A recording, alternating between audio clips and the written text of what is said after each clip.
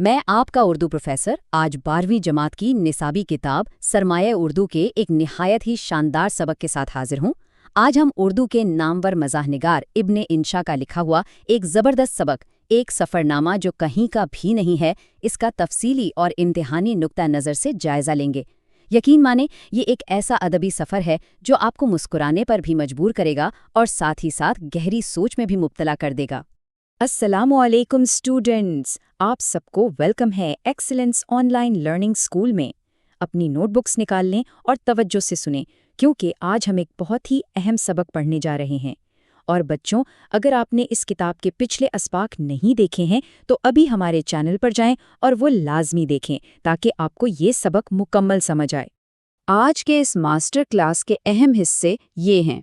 पहले हम तारुफ देखेंगे, फिर सबक की कुछ ख़ास पढ़ाई, इसके बाद इसका तनकीदी जायज़ा, फिर मुकम्मल तशरीह और आखिर में इम्तिहानी सवालात और सबक का फ़लसफ़ा डिस्कस करेंगे। तो चलिए शुरू करते हैं। पहला हिस्सा तारुफ और दिलचस्प आगाज़। इब्ने इंशा की तंज़ो मज़ा की दुनिया में कदम रखते हैं। दूसरा हिस्सा सबक की रवानी से पढ़ाई। आइए देखते हैं कि मुसन्निफ़ ने अल्फाज का चुनाव कैसे किया है। देखें स्टूडेंट्स, इब्ने इंशा उर्दू अदब में तंज़ो मज़ा के बेताज बादशाह हैं।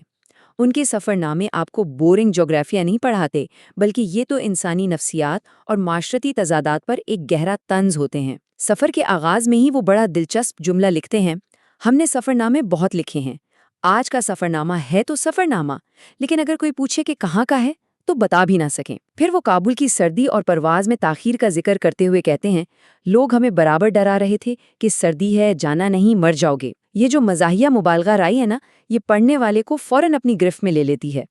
आगे चलकर पेशावर के डीन्स होटल का हाल सुनिए।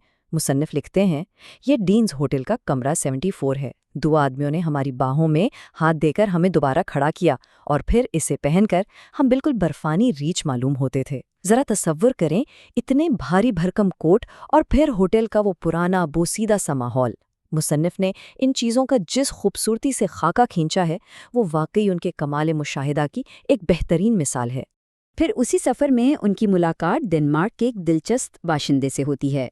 इब्न इंशा बताते हैं, डॉक्टर गुलबर्ग दवा दारू वाले डॉक्टर नहीं, लेकिन नुस्खों के अलावा किताबें भी लिखते हैं। जब मुसन्निफ उन्हें बताते हैं कि भाई वो तो डेनमार्क का किला, हिमलेट और अल्सीनौर भी देख चुके हैं, तो डॉक्टर साहब हैरान रह जाते हैं। एक पाकिस्तानी और एक डेनिश सयाह के दरमियान रीडर्स डाइजेस्ट और सफ़र के हवाले से होने वाली ये गुफ्तगू इंतहाई मज़ेदार और बामकसद है। तीसरा हिस्सा आसान वजाहत और तनकीदी जायज़ा। अब ज़रा इन बातों के पीछे छुपे मतलब को समझते हैं। अब हम इस सबक के उन तारीख़ी और माशरती इशारों का जायज़ा लेते हैं जो इब्ने इंशा ने अपनी बातों में बड़ी होशियारी से छुपा रखे हैं। जब वो डांस होटल की हालत देखते हैं तो सैयद मोहम्मद जाफरी का वो मशहूर मिसरा दोहराते हैं, किसी मरे हुए गोरे की यादगार है ये। देखें, यहाँ सिर्फ होटल की पुरानी इमारत का मजाक नहीं उड़ाया जा रहा, असल में ये बरे सगीर में बरतानवी इस्तेमार की उन बोसीदा निशानियों पर तंज है जिन्हें हम आज भी बड़ी शान से सीने लगाए बैठे हैं, हालांकि उनमें ना कोई शान बाकी बची है और ना कोई आसाइश। और दरियाए काबिल का जिक्र करते हुए तो मुसन्निफ का तंज अपने उरूज पर पहुंच जाता है। वो दरियाए काबिल के हुजूम का मुवाजना कराची वुमेन्स कॉलेज के पास से गुजरने वाले गंदे नाले से करते हैं। कहते हैं कि बस फर्क ये है कि उस नाले का पानी दरियाए काबिल की निस्बत जरा साफ है। ये कोई आम सा जुमला नहीं है, बल्कि हमारे यहाँ और वहाँ के मौसमी और जुग्राफियाई हक़ाइक़ पर एक इंतहाई मुहज़्ज़ब मगर काटतार तबसरा है। स्टूडेंट्स, आपके ख्याल में मुसन्निफ इस नुक्ते से क्या साबित करना चाह रहे हैं? ज़रा सोचिए, जब वो दारुल अमान में टूटी हुई रेलवे लाइन का जिक्र करते हैं जिसे बच्चा सक्का ने उखाड़ फेंका था, तो वो असल में किस तरफ इशारा कर रहे हैं? दरअसल बात यह है कि बच्चा सक्का ने शाह अमानुल्लाह खान का तख्त छीनने के बाद इस रेलवे लाइन को फरंगियों की बिदत करार देके उखाड़ दिया था। मुसन्निफ इस वाक़े को सुनाकर हमें इस खित्ते में मौजूद कदामत पसंदी और नई चीज़ों यानी जदीदियत से खौफ को दिखा रहे हैं, और यही खौफ तो किसी भी कौम की तरक्की की राह में सबसे बड़ी रुकावट होता है। चौथा हिस्सा, मुकम्मल तशरीह और मरकज़ी ख़याल। आइए पूरे सबक का निचोड़ निकालते हैं।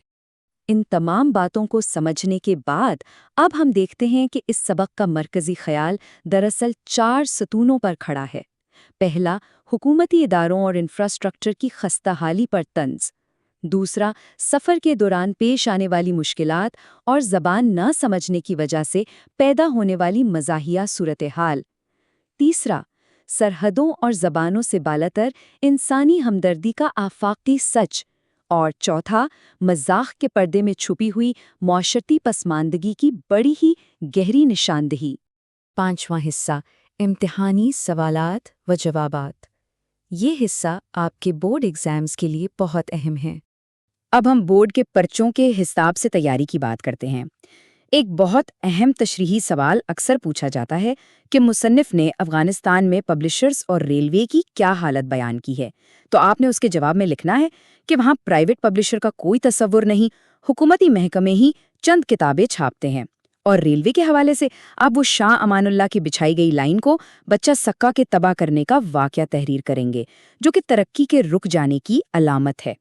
اسی طرح سیاق و سباق کے حوالے سے یہ جملہ بہت زیادہ اہمیت کا حامل ہے۔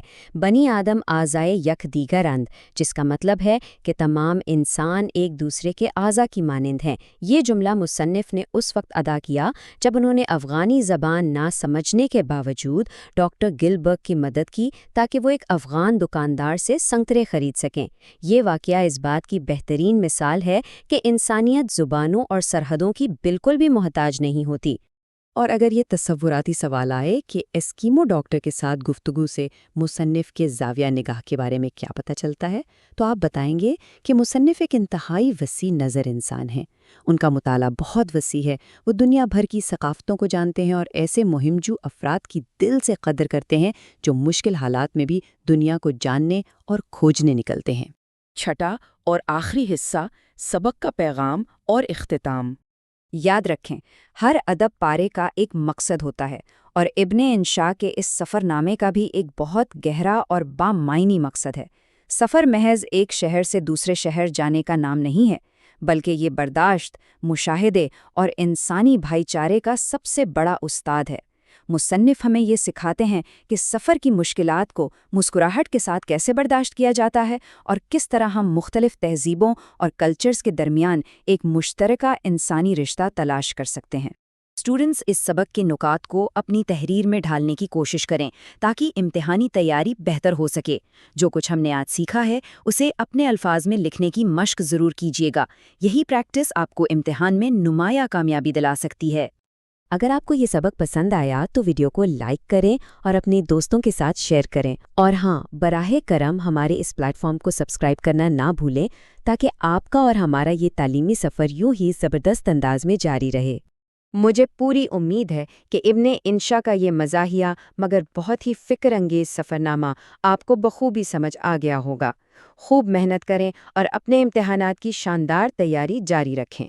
اگلے سبق تک کے لیے اجازت دیجیے۔ خدا حافظ۔